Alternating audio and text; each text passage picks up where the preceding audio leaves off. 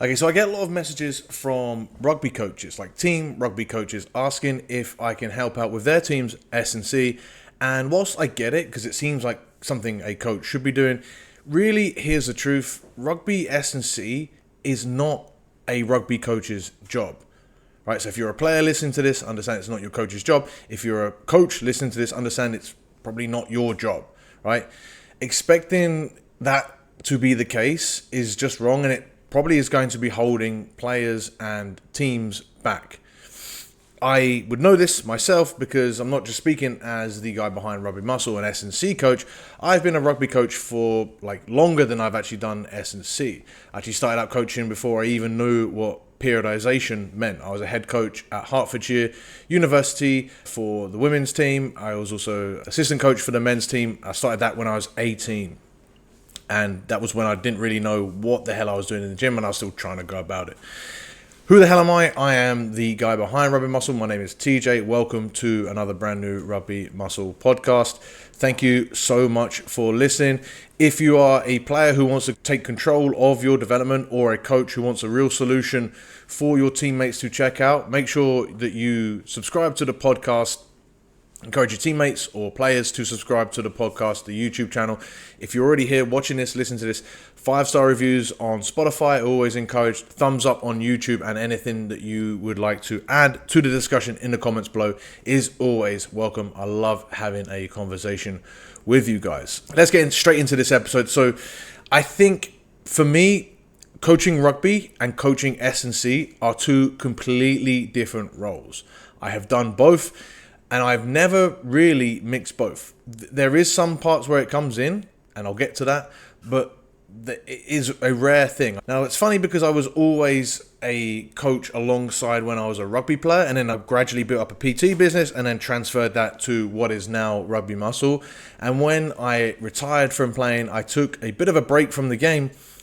And when I came back to be just a rugby coach, the reality is I never really did any sort of S&C directly as part of my role as a rugby coach. And that is because there is just so much on your plate as a rugby coach. You've got your playing systems, defensive, attacking, all that different stuff. You've got your tactics, team culture, drills, selection, looking at the team as a team, looking at all the individual skills and techniques and tactics and stuff that they need to improve. Asking one person to handle all of that and then build performance plans is insane. It's not going to work.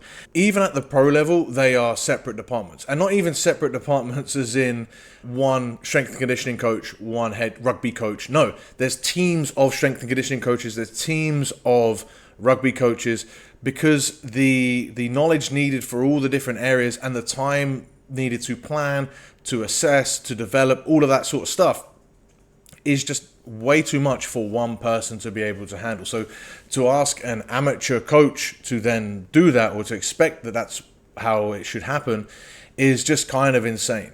It's sort of like expecting the head chef of a restaurant to also be the waiter, the dishwasher, the bartender, to greet the person coming into the restaurant, to explain all of the menu, then go back and cook it. How many people could you do that with? One family, maybe, but that would be it. And even that would be a bad experience. If you want to have the best service as a coach for your team, you need to understand what your role is within that team, and that is a rugby coach. If you're a player, understand what your coach's role is as a rugby coach. It is not to work on your strength and conditioning. Which brings me to point 2, is that rugby sessions are not enough. Rugby sessions on their own definitely will be hard and high intensity, but the goal of the sessions should never be conditioning, right? You're going to get 1 to 3 team sessions a week lasting, an hour to 2 hours.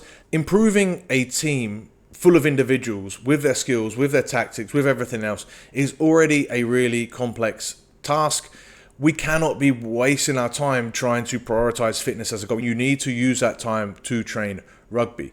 Particularly if you remember this important concept that rugby skills are perishable. That means that if you don't continue to maintain them, even the basics, they are going to get worse over time. So not only are you trying to develop and evolve as a rugby player with new skills, with new ideas, with new plays, different things that you've got to do, you've also got to put in the work to maintain just your basic skills, let alone develop new skills and have new ways of tackling, new ways of beating opponents, that sort of stuff. It's also so important that you spend time working basics, and you need to be working on your skills as part of your training. And if you are spending time doing fitness as opposed to rugby, like, you've got to question, is that the best use of your time? In my opinion, no. Rugby time is for rugby, right? Line outs, defensive reads, team shape. You can't do that stuff on your own. Strength, power, fitness, speed, athleticism, you absolutely can do those things on your own. Team time is going to be sacred, particularly with a group of amateurs that have all got their own jobs, their own schedules that they've got to sort of organize. If you waste it doing shuttle sprints without any ball anywhere near, you're sort of robbing everyone of their rugby growth. And so whilst it might seem that you're losing games due to inferior fitness and physical preparation, it actually does not mean that you should solve those problems by doing more fitness, physical preparation, etc. in your rugby sessions. You should still be doing your rugby sessions within your rugby sessions. You don't want to trade off getting worse at your skills, not developing the tactics and technical understandings, and just replacing that with more running or more fitness or more strength work that you could do out on the field. I don't know who does that, but I've seen it and it can be done. But replacing your rugby stuff with that stuff is still a trade-off that you're making to then accept that you're going to get worse in your skill areas. And that is just not an acceptable trade-off that I think you should make. And one of the reasons I don't think it is because S&C does not have to be complicated, right? You don't need to train like a full-time athlete to make really significant progress within your physical preparation for rugby, your strength and your conditioning. 2 to 4 sessions a week, 45 to 60 minutes, done consistently, that's easily enough. And I'm talking, yes, you could do 2 30 to 45 minute sessions a week and you could make significant progress. I actually had this with a guy that I coached, or I didn't coach him like personally with his S&C. I was his rugby coach. I was the rugby coach for that team. He knew what I did. He said, hey, what can I do to get better? Shout out to you, Skylar, for asking this. He was 37, I believe, at the time, second row, and he was struggling to keep up with play. He was mostly in the B side, wasn't making the first team very much, and if he was, it was off the bench. I told him over the off season, okay, how much do you have? He said, I have 2 30-minute sessions. Okay, go out and get your zone 2 work in. 5 months later, I think, maybe even less, of just zone 2 work twice a week. He did that very consistently. And then the next season, guess what happened? He scored his first team try in forever. He actually became the top try scorer in forward. He actually became the most improved player, 37, remember. He was the team's most improved player. He was like unquestionable a starter because he got fitter, and because he got fitter, he could do so much more of rugby better. And that is just from doing 2 30 to 45 minute zone 2 sessions a week. He was already really strong. That's why I gave him that recommendation. But the fact of the matter is, if you overthink it and you think, I can't be a full-time athlete, there's no point doing my S&C, you are missing some real big benefits that you can get from just doing a small amount. And that's why for Team Rugby Muscle in the app, we have our essentialist programs where you only have to commit 2 to 3 sessions a week in order to do them, and you can still make significant progress in all 5 elements of S&C or in one particular area that you feel like you would like to bring up. So more often than not, the issue is not trying to find the most complex plan or the best plan or finding loads of time. The issue is just getting it done. And if you're a player or a coach who wants to encourage the members of the team to do so, just encourage them the minimal amount that they need to get done, because the best S&C plan is the one that you can actually do and stick to. Okay, so as I bring this episode to a close, I want to address some of the common responses that I'll get from coaches and players when I give them my thoughts on this. Number one is that they'll say that the players just don't have time outside of rugby training. Firstly, I'll say they don't have 30 to 45 minutes twice a week like what Skylar had, or they don't have any time. Like, really, is that really the case, or is it a case of they don't have a schedule set out for them that they can actually consistently stick to because they're overthinking how much they need to commit? And if they really don't have 2 times a week of 30 to 40 minutes, then it might be just time to reevaluate priorities, not in terms of like kick out stuff from their schedule, but in terms of like, okay, maybe they're just a social rugby player. Maybe they're just doing this for their only physical activity that they're going to get throughout the week. And that's really okay. Because another response that I'll commonly get is that just some players won't do it. And the reality is you're going to have to, as a coach or as a teammate, accept that that is going to be the case. There are always going to be members of a team that will phone in or just not do their S&C, and that's okay. Do not cater your rugby sessions to these people. You still have to build your sessions around rugby. Don't coach down.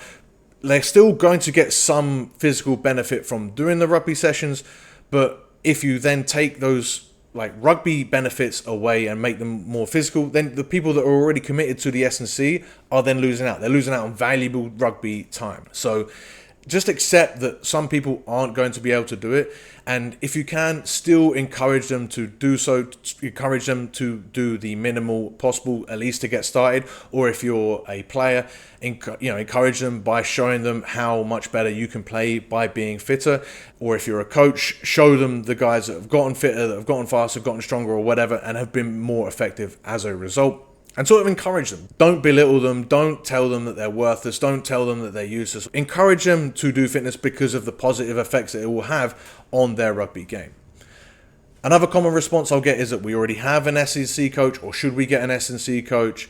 I don't think so. I don't think S&C coaching is very worthwhile in a team environment with anything other than the top level of pros, even semi-professional teams, because I just don't think the budget is there for someone that would dedicate their time. And if it is for a semi-pro team, then maybe that semi-pro team should hire other rugby coaches or potentially spend that money elsewhere. Because if it's a part-time S&C coach who has to manage 30 players at a time, there's no way that the program in there is individualized. Take it from me, I do one-on-one coaching. My 30 is my cap, and that is my full-time job. I can only work with 30 players at a time because otherwise it just gets way too stressful. It gets difficult to manage the ins and outs of the programming, the goals, the execution, all of that sort of stuff.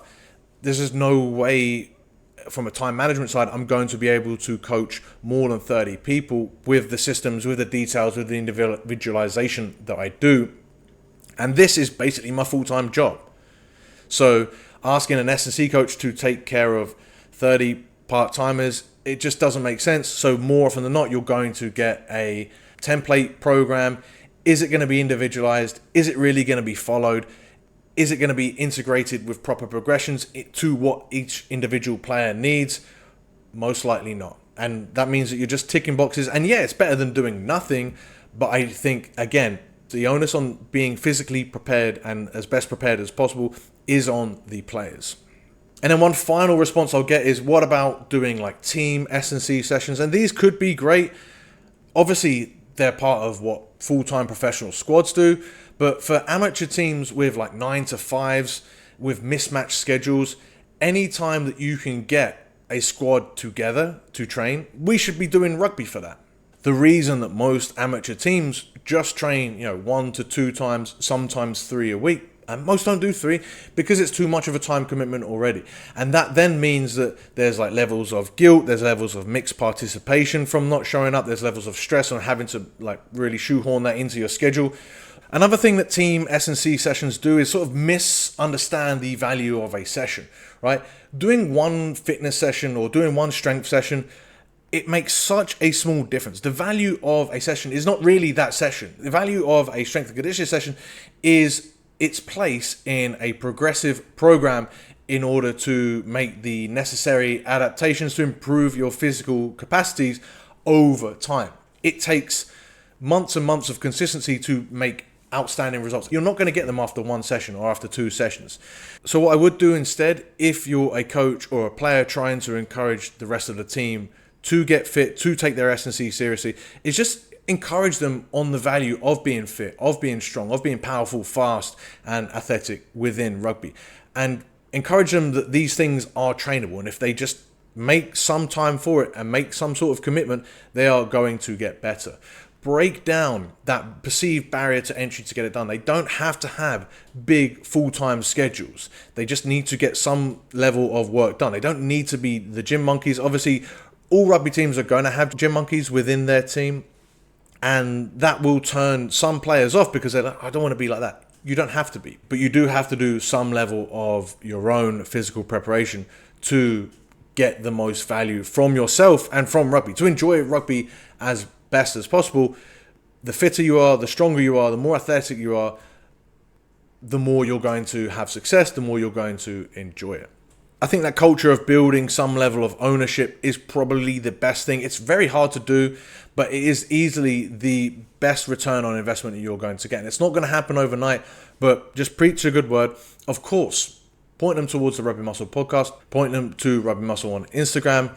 And of course, if you are a player who wants to get the most from yourself and not overthink what you need to do in the gym or with your strength and conditioning, check out Team Rugby Muscle, or if you want to work with me individually one-on-one.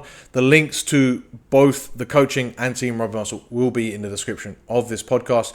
And of course, if you're a coach, send your players those as options as well, but at least get them to understand the importance of it. Okay, cool. Hope this episode was useful for all of you guys. If it was, give it a thumbs up on the YouTubes. Rate the podcast 5 stars on Spotify and say hi in the comments. Let me know what you think of my thoughts here. Let me know if you agree or even if you disagree. I'd love to hear your thoughts in the comments below. Or if you tap the 3 dots on Spotify, you can give your comments there as well. All are welcomed. I'd love to hear from you. Potentially send this to a teammate or your coach who needs to hear it. Thanks everyone for listening. See you in the next one.